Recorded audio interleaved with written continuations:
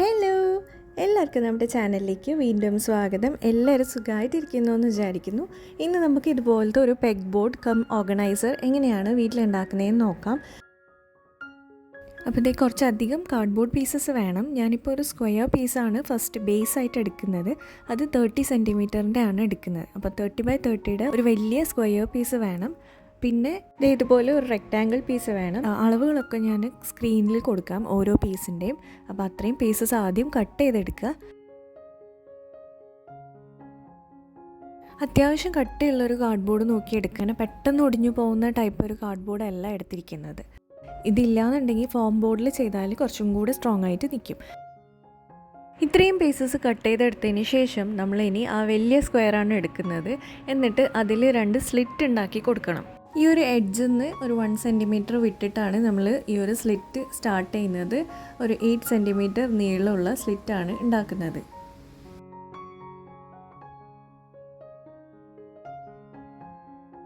അപ്പോൾ 2 സ്ലിറ്റാണ് ഉണ്ടാക്കുന്നത്. ആ ഒരു സ്പേസ് അവിടെ ശരിക്കും ഒരു ഗ്യാപ്പ് പോലെ തന്നെ ഉണ്ടാവണം. ഇനി ഈ കട്ട് ചെയ്ത എല്ലാ പീസിനെയും നമ്മൾ വാൾപേപ്പർ വെച്ചിട്ട് കവർ ചെയ്ത് കൊടുക്കുന്നുണ്ട്. അപ്പോൾ വൈറ്റ് വാൾപേപ്പറാണ് കുറച്ചും കൂടെ ഒരു ലുക്ക് ഉണ്ടാവുക. എൻ്റെ അടുത്ത് ഇപ്പോൾ വൈറ്റ് ഉണ്ടായിരുന്നില്ല, അതുകൊണ്ട് ഞാൻ ഈ ഒരു ഫ്ലോറൽ പ്രിൻ്റുള്ള ടൈപ്പ് വാൾപേപ്പറാണ് ഒട്ടിച്ചു കൊടുക്കുന്നത്. കറക്റ്റ് അളവിൽ കാർഡ്ബോർഡ് പീസ് കട്ട് ചെയ്യുക എന്നുള്ളത് മാത്രമാണ് ഒരു പണിയുള്ളത്. ബാക്കിയൊക്കെ സിമ്പിളാണ്.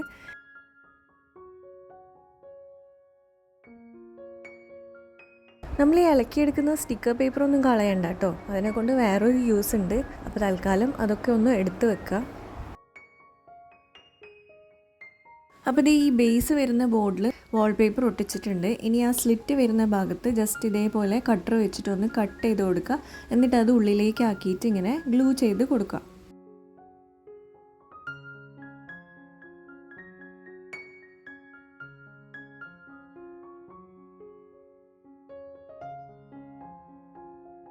അപ്പോൾ അത് എല്ലാ പീസസും നമ്മൾ പേപ്പർ വെച്ചിട്ട് കവർ ചെയ്തെടുത്തിട്ടുണ്ട്. അപ്പോൾ കുറേ ചെറിയ ചെറിയ പീസസും ഒക്കെ ഉണ്ട്. എല്ലാറ്റിനെയും കവർ ചെയ്തെടുക്കണം.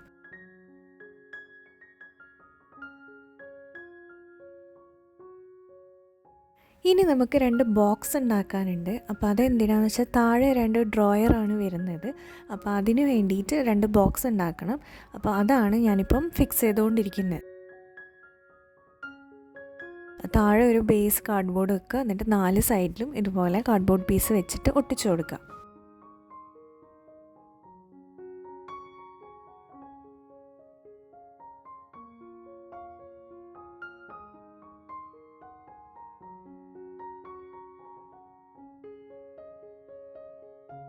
അപ്പോൾ ഇതേ നമ്മളുടെ 2 ബോക്സ് റെഡി ആയിട്ടുണ്ട്.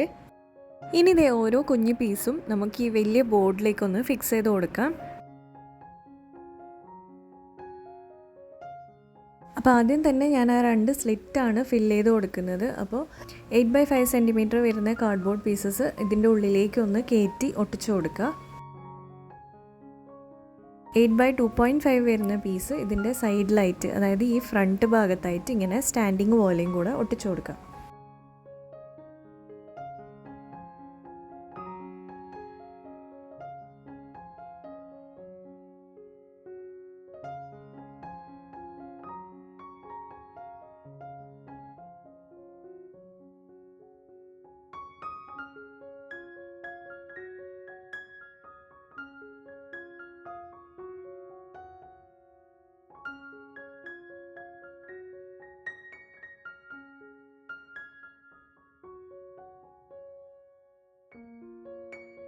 അപ്പോൾ ഇത് ഇത്രയും ഭാഗങ്ങൾ നമ്മൾ ഫിക്സ് ചെയ്തിട്ടുണ്ട്. ഇപ്പോൾ നമ്മളുടെ പെഗ് ബോർഡിൻ്റെ ലുക്ക് ഇത് ഇതുപോലെയാണ്. ഇനി താഴെ നമ്മൾ ഈ ഡ്രോയേഴ്സും കൂടെ വെച്ച് കൊടുക്കുന്നുണ്ട്.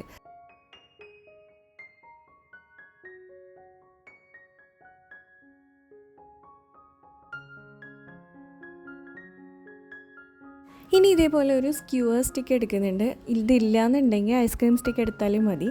എന്നിട്ടൊരു 5 സെൻറ്റിമീറ്റർ നീളത്തിൽ 6 സ്ട്രിപ്പ് കട്ട് ചെയ്തെടുക്കുക. ഇതിനധികം തിക്നെസ് ഇല്ലാത്തതുകൊണ്ട് ഒന്നിൻ്റെ മേലെ ഒന്ന് ഒട്ടിച്ചു കൊടുക്കുന്നുണ്ട്. അപ്പോൾ ഇതുപോലെ 3 എണ്ണം റെഡിയാക്കി എടുത്തിട്ടുണ്ട്. ഇനി ഇതിൻ്റെ പുറത്തും കൂടെ നമ്മൾ വാൾപേപ്പർ ഒന്ന് ചുറ്റി കൊടുക്കുന്നുണ്ട്.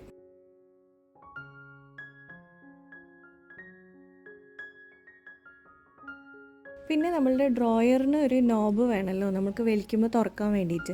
അതിന് വേണ്ടിയിട്ട് ഇതേപോലെ ബോട്ടിൽ ക്യാപ്പ് എടുത്തിട്ട് അതിനും കൂടെ വാൾപേപ്പർ ചുറ്റി കൊടുക്കുന്നുണ്ട്. ഇനി അതൊന്ന് ഈ ഡ്രോയറിലേക്ക് ഫിക്സ് ചെയ്ത് കൊടുക്കുക.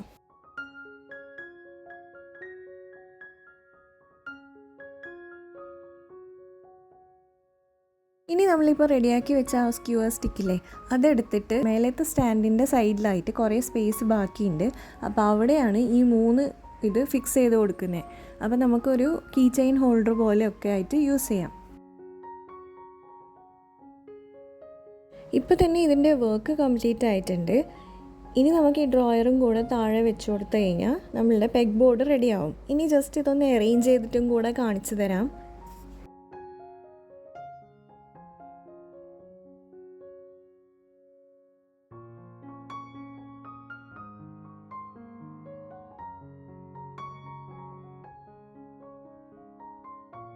അപ്പോൾ ഇതേ കുറച്ച് കുഞ്ഞു കുഞ്ഞു സാധനങ്ങളൊക്കെ ഈ ഡ്രോയറിൻ്റെ ഉള്ളിലേക്ക് ഇട്ട് കൊടുക്കുന്നുണ്ട്. പിന്നെ ഈ ഹുക്കിലേക്ക് കീ ചെയിൻ ഹാങ് ചെയ്ത് കൊടുക്കുന്നുണ്ട്. അതേപോലെ ആ മേലെയുള്ള 2 സ്റ്റാൻഡിലേക്ക് എന്തെങ്കിലും ഡസ്റ്റ് ഡെക്കോറോ അങ്ങനെ എന്തെങ്കിലും ഉണ്ടെങ്കിൽ വെച്ച് കൊടുക്കാം.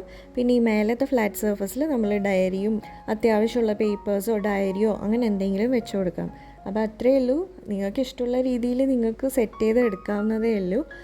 സിമ്പിളായിട്ട് ഉണ്ടാക്കാം, എന്നാൽ വളരെ യൂസ്ഫുള്ളാണ്. ആകെ മെഷർമെൻറ്റ്സ് മാത്രം ഒന്ന് ശ്രദ്ധിച്ചാൽ മതിയാവും.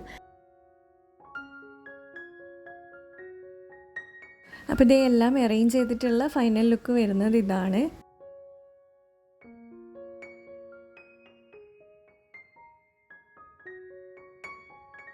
അപ്പോൾ എന്തായാലും ട്രൈ ചെയ്ത് നോക്കുക. വീഡിയോ യൂസ്ഫുൾ ആയിട്ടുണ്ടാവുമെന്ന് വിചാരിക്കുന്നു. ഇഷ്ടമായിട്ടുണ്ടെങ്കിൽ ഒന്ന് ലൈക്ക് ചെയ്ത് സപ്പോർട്ട് ചെയ്യുക. സബ്സ്ക്രൈബ് ചെയ്യാത്തവർ പ്ലീസ് ഒന്ന് സബ്സ്ക്രൈബും കൂടെ ചെയ്യുക.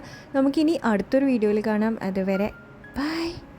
ഇൻ കേസ് നിങ്ങൾക്ക് അളവുകൾ മനസ്സിലായിട്ടില്ല എന്നുണ്ടെങ്കിൽ ഈ ഒരു പോർഷൻ സ്ക്രീൻഷോട്ട് എടുത്ത് വെച്ചാൽ മതി.